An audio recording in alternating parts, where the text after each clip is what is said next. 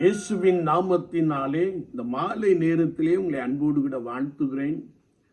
வேதத்தின் வெளிச்சம் என்ற நிகழ்விலே நீங்கள் அழைக்கப்பட்ட அழைப்பை பாருங்கள் என்ற வார்த்தையை நாம் தியானித்துக் கொண்டே இருக்கிறோம்.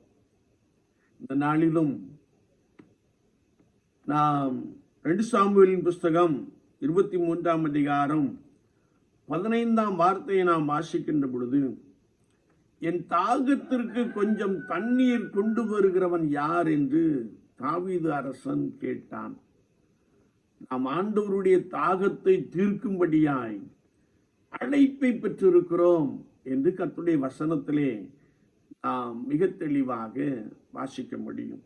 இங்கே தாவீது அரசன் தன்னுடைய வீரர்களை பார்த்து, என் தாகத்திற்கு கொஞ்சம் தண்ணீர் கொண்டு வருகிறவன் யார் என்று கேட்கிறார். எந்த கிணற்றிலிருந்து கொண்டு வர வேண்டுமாம்? தாவீது அரணான ஒரு இடத்திலே இருந்தான். பெலிஸ்தியரின் தானியம் பெத்லேகேமில் காணப்பட்டது. அந்த பெத்லேகேம் ஒளிமுக வாசலில் இருக்கிற கிணற்றின் தண்ணீர் மேல் தாவீது அரசன் ஆவல் கொண்டு, என் தாகத்திற்கு கொஞ்சம் தண்ணீர் கொண்டு வருகிறவன் யார் என்று கேட்ட மாத்திரத்திலே அங்கே 3 வாலிபர்கள், 3 வீரர்கள் தீவிரமாய் எழும்பி செயல்பட்டார்கள் என்று வேதம் சொல்லுகிறது. அவர்கள் தங்களுடைய உயிரை பணயம் வைத்து ஒரு ராஜாவின் விருப்பத்தை நிறைவேற்றுவதற்காக அவர்கள் துரிதமாய் செயல்பட்டார்கள் என்பதை குறித்து வார்த்தையிலே நாம் தெளிவாய் வாசிக்க முடியும். ஏற்கனவே கிணறு பெலிஸ்தீரின் பாளையத்திற்குள்ளே, பெலிஸ்தீரின் தானியத்திற்குள்ளே இருக்கிறது. அப்படி என்றால் அந்த கிணற்றண்டை சென்று நெருங்கி தண்ணீர் எடுத்து வருவதற்காக முதலாவது அங்கே காணப்பட்ட எதிரிகளை அவர்கள் துவசம் பண்ண வேண்டும். 3 பேர் செயல்பட்டார்கள். தங்களுக்கு எதிராக காணப்படுகிற எல்லா எதிரிகளையும் வீழ்த்தினார்கள். அவர்கள் அந்த கிணற்றண்டைக்கு சென்றார்கள். அந்த கிணற்றண்டை சென்ற பொழுது அது மிகவும் ஆழமான ஒரு கிணறாக காணப்பட்டது. எனவே அந்த நாட்களிலே ஒருவன் கயிறை கெட்டியாய் பிடித்து கொள்ள மற்றொருவன் அவனை நம்பி ஆழமான அந்த கிணற்றுக்குள்ளே இறங்குகின்ற ஒரு காட்சியை நாம் பார்க்க முடியும். 3வது நபர் எதிரிகள் வருகிறார்களா என்று சொல்லி காவல் காத்து கொண்டு நிற்கின்ற ஒரு நிகழ்வை நாம் அங்கே பார்க்க முடியும். என்னை கேட்டுக்கொண்டிருக்கிற என் அன்பு சகோதரனே, சகோதரியே, ஒருவேளை இந்த உலகத்தை நாம் பார்க்கின்ற பொழுது இருளின் ஆழத்திற்கே சென்று அங்கே வாசம் பண்ணுகிற ஜனங்களை கர்த்தருக்கென்று மீட்பதற்காக மிஷனரிகள் செயல்படுகின்ற ஒரு பெரிய அனுபவத்தை நாம் பார்க்க முடியும். ஒருவேளை அவர்கள் இருளின் ஆழத்திற்கே சென்று விடுகிறார்கள். ஆத்துமாக்களை ஆதாயம் பண்ணுகிற பணியிலே எவ்வளவுதான் நெருக்கங்கள் காணப்பட்டாலும், எவ்வளவுதான் எதிர்ப்புகள் காணப்பட்டாலும், அவர்கள் ஆத்தும ஆதாய பணியிலே இருளின் ஆழத்திற்கே சென்று ஆத்துமாக்களை சேகரிப்பதை நாம் நன்றாய் அறிந்திருக்கிறோம். இந்த நாட்களிலே நம்முடைய தேசத்திலே பயங்கரமான எதிர்ப்புகள். ஆனாலும் அவர்கள் சற்றேனும் சளைக்காமல் கர்த்தராகிய இயேசு கிறிஸ்துவின் நாமத்தை நம்பி அப்படி துரிதமாய் செயல்பட்டு கொண்டிருப்பதை நாம் நன்றாய் காண முடியும். இங்கே கயிற்றை ஒரு மனிதன் கட்டியாய் பிடித்து கொண்டிருந்த அந்த அனுபவத்தை நாம் பார்க்கின்ற பொழுது, செபம் என்னும் கயிற்றை விசுவாசத்தோடு கூட நாம் பிடித்துக் கொள்ளுகின்ற பொழுது ஆண்டவர் அநேக ஆத்துமாக்களை ரட்சிக்கிறவராக காணப்படுகிறார். இருளின் ஆழத்திலே வாசம் பண்ணுகின்ற, அந்தகார வல்லமையிலே பிடிக்கப்பட்டிருக்கின்ற ஆத்துமாக்களை கர்த்தர் வெளியே அழைத்து வர போதுமானவராக இருக்கிறார். இங்கே நாம் தொடர்ந்து பார்க்கின்ற பொழுது ஒரு மனிதன் கிணற்றின் ஆழத்திற்கே இறங்கினான், தண்ணீரை எடுத்தான். 3 பேரும் சேர்ந்து ஒற்றுமையாக செயல்பட்ட ஒரு அனுபவத்தை பார்க்கிறோம்.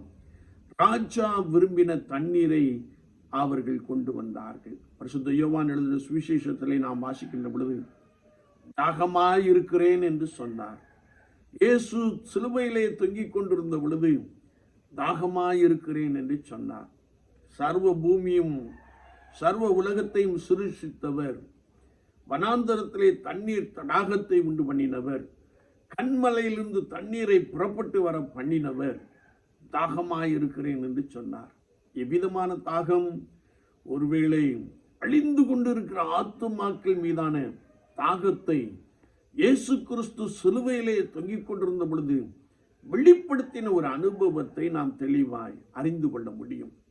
எப்படி இந்த 3 வீரர்கள் ராஜா விரும்புகிற தண்ணீரை கொண்டு வருவதற்காக ஒற்றுமையாய் செயல்பட்டார்களோ, அப்படியே கர்த்தருடைய விசுவாசிகளாகிய நாம் சபைகள் தோறும் ஒற்றுமையாய் செயல்படுகின்ற பொழுது ராஜாதி ராஜாவாம் கர்த்தாதி கர்த்தாவாம் இயேசு கிறிஸ்து விரும்புகின்ற அந்த தாகத்தை தீர்ப்பதற்காக நாம் ஒருமித்து செயல்படுகின்ற பொழுது மெய்யாகவே அநேக ஆத்துமாக்களை கர்த்தருக்கென்று ஆதாயப்படுத்தி இயேசு கிறிஸ்துவின் தாகத்தை தீர்க்கிற ஒரு நபராக நாம் காணப்படுகிறோம் என்பதை நாம் மனதிலே உறுதிப்படுத்திக் கொள்ள வேண்டும்.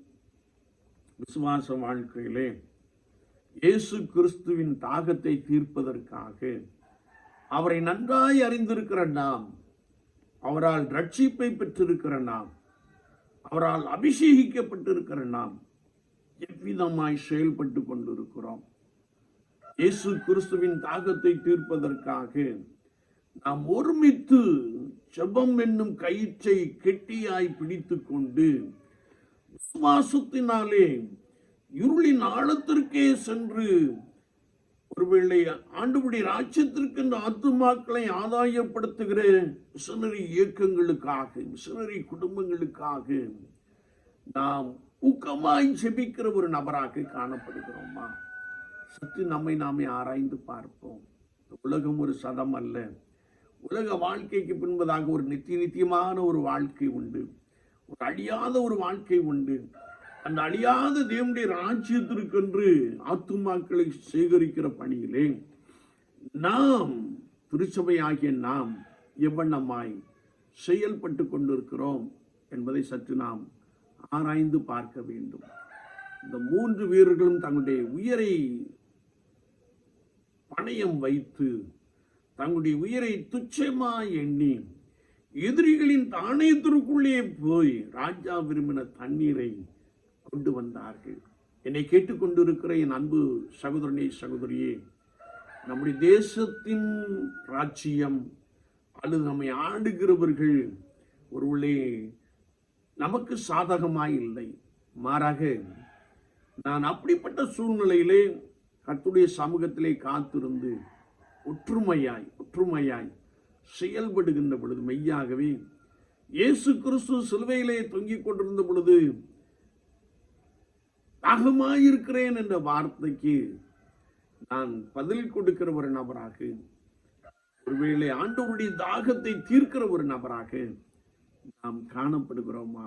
சற்று நம்மை நாமே ஆராய்ந்து பார்ப்போம். விசுவாச வாழ்க்கையிலே நாம் ஒருமித்து செயல்படுகின்ற பொழுது, சபையார் ஊக்கமாய் ஜெபிக்கின்ற பொழுது, சபையார் விசுவாசம் என்னும் கயிறை கெட்டியாய் பிடித்துக் கொள்ளுகின்ற பொழுது, ஜெபம் என்னும் கயிற்றிலே முழங்கால் யுத்தம் பண்ணுகின்ற பொழுது, மெய்யாகவே இயேசு கிறிஸ்துவின் தாகத்தை தீர்ப்பதற்காக ஆத்தும ஆதாய பணியிலே நாம் தீவிரமாய் செயல்படுகிற ஒரு நபராக காணப்படுவோம்.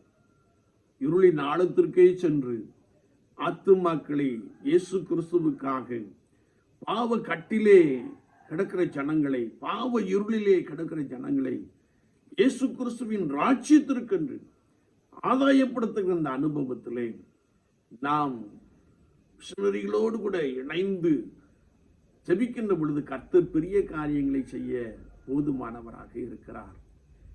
சாதாரண ஒரு உலக மனிதனாகிய ராஜா விரும்புகின்ற தண்ணீரை இந்த வீரர்கள் இணைந்து ஒற்றுமையாக செயல்பட்டு எதிரியின் தானியத்திற்கே சென்று அதை கொண்டு வருவார்கள் என்றால், நீங்களும் நானும் இயேசு கிறிஸ்துவுக்காக, இயேசு கிறிஸ்துவின் தாகத்தை தீர்ப்பதற்காக எவ்வளவு ஒற்றுமையாக செயல்பட வேண்டும்? சற்று நம்மை நாமே நிதானித்து ஆராய்ந்து பார்ப்போம்.